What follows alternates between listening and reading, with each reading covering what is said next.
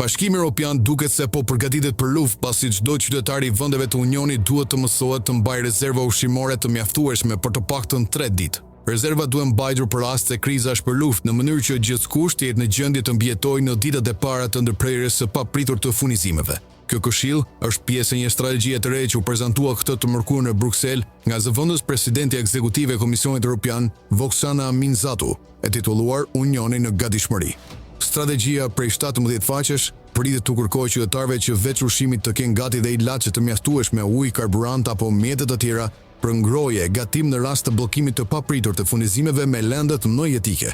Strategjia është hartuar në kushtet kur Bashkimi Evropian i druhet përhapjes së luftës në Ukrainë dhe në territoret e vendeve anëtare.